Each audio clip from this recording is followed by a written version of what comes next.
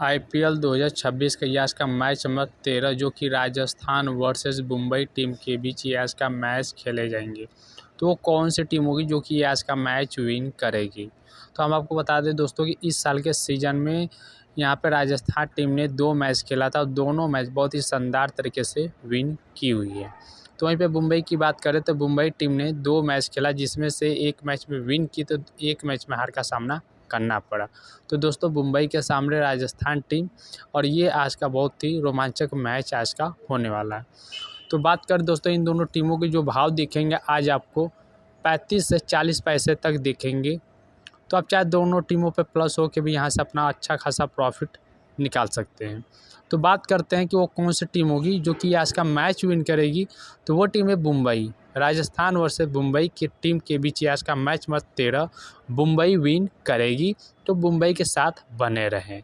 जय हिंद दोस्तों।